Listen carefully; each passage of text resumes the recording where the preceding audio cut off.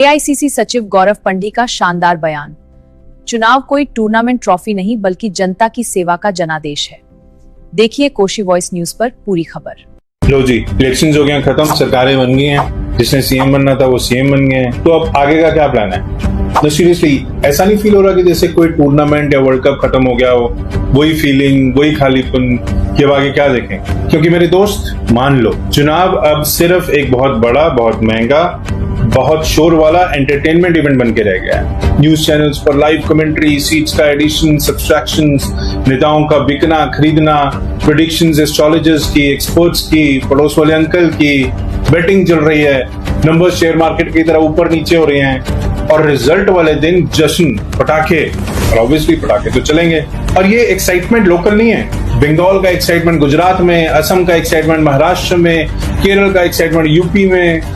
Practically किसी को उस स्टेट से लेना देना नहीं है, अलग सरकार, अलग मुद्दे, अलग लोग, लेकिन एंटरटेनमेंट वो नेशनल है और कभी कभी ग्लोबल भी हो जाता है। तो ओरिजिनल क्वेश्चन पर वापस आते हैं कि अब क्या करना है, क्योंकि चुनाव कोई टूर्नामेंट की ट्रॉफी नहीं होती है कि हो गया सीजन, अब नेक्स्ट टाइम मिलते हैं, ओके टाटा बाय बाय। चुनाव सरकार बनाने के लिए होते हैं, वो सरकार जिसकी जिम्मेदारी अगले 5 साल आपके लिए काम करने की होती है, आपके लिए, आपकी फैमिली के लिए, आपकी रसोई के लिए, आपके बच्चों के फ्यूचर के लिए। लेकिन फिलहाल अकाउंटेबिलिटी बाद में, या शायद कभी नहीं, जो कन्वीनियंट हो, चलो बकैती छोड़ते हैं और काम की बात करते हैं। रोजगार, एम्प्लॉयमेंट, देश में नौजवान हैं, डिग्री है, लैपटॉप बैग है, लिंक्डइन प्रोफाइल है, बस काम नहीं है। सरकार के अपने डेटा के हिसाब से अर्बन अनएम्प्लॉयमेंट बढ़ती जा रही है, लेकिन डिस्कशन कहीं नहीं हो रही, क्योंकि इवेंट के बाद इवेंट चल रहे हैं। पहले कहते थे पकोड़े तलना भी रोजगार है,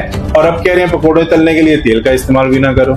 अगर हम तेल खाना कम करें ना, क्योंकि महंगाई, तो क्या एयर फ्रायर का इस्तेमाल करें? लेकिन वो भी महंगा है। उधर इलेक्शन खत्म और इधर दाम बढ़ना शुरू हो जाता है। पिछले 5-6 सालों में आटा, दाल, तेल, एलपीजी सब कुछ कम से कम 60 या 80% महंगा हो चुका है, और वेस्ट एशिया वॉर का बहाना अलग से। मोदी जी कह रहे हैं खर्चा मत करो, लेकिन क्यों ना करें?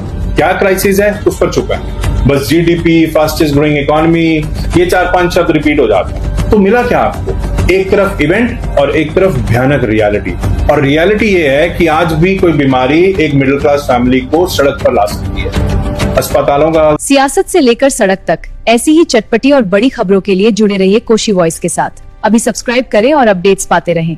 फिलहाल मुझे दीजिए इजाजत। धन्यवाद।